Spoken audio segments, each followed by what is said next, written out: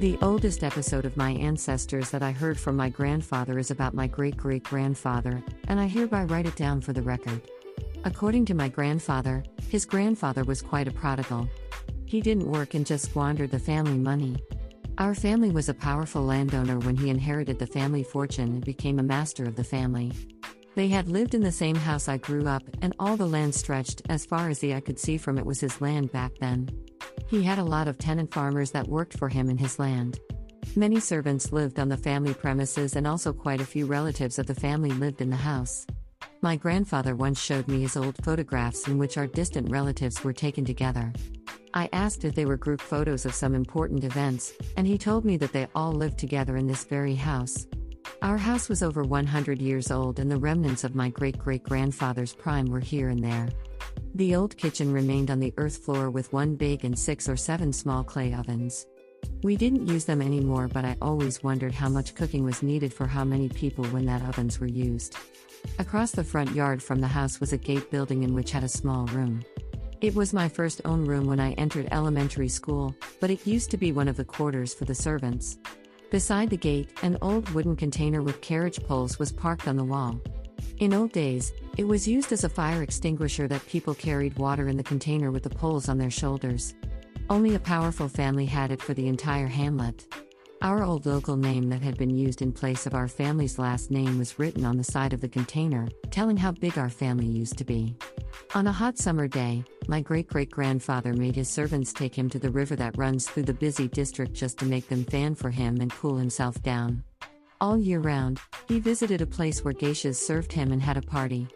He was a lavish spender, and the family fortune dwindled away. Instead of working, he sold his ancestral land piece by piece for his extravagance. As his land had been passed to his tenant farmers and the number of his servants had shrunk fast, he kept partying. By the time he died, only the house and a few tiny pieces of nearby land had remained. No one knows why he lived that way, but he drank up the family fortune. I imagine he must have had painful parties and have drunk terrible sake every time.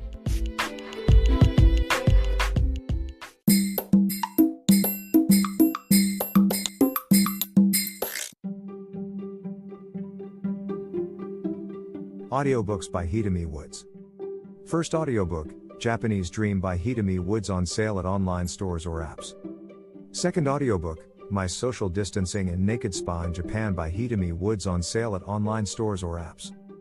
Apple Books, Audible, Google Play, Nook Audiobooks, 43 available distributors in total.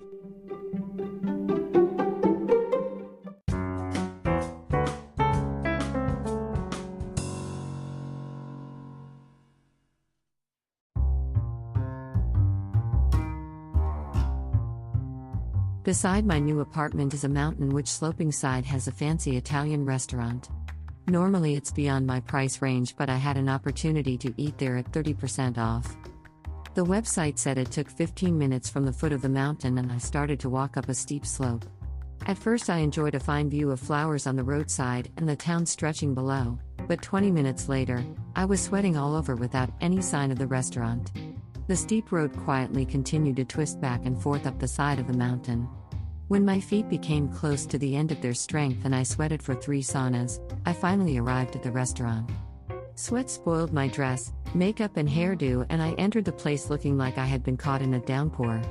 The restaurant was perfect with an exquisite atmosphere and delicious meals, except for the whacking prices. By the time I came down the mountain from there and reached my apartment, I was totally exhausted and even began to have a headache. It was so strong that a painkiller couldn't ease.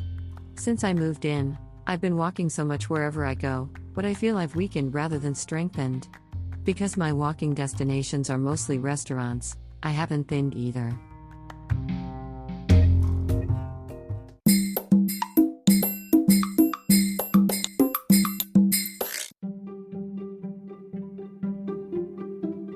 Audiobooks by Hidemi Woods. First audiobook, Japanese Dream by Hidemi Woods, on sale at online stores or apps. Second audiobook, My Social Distancing and Naked Spa in Japan by Hidemi Woods, on sale at online stores or apps. Apple Books, Audible, Google Play, Nook Audiobooks, 43 available distributors in total.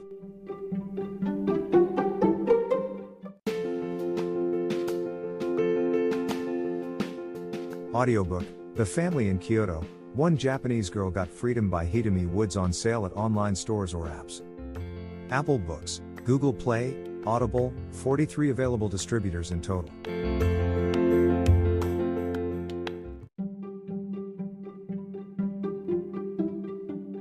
Audiobook, Japanese Dream by Hidemi Woods on sale at online stores or apps. Apple, Audible, Google Play, Nook Audiobooks, 43 available distributors in total.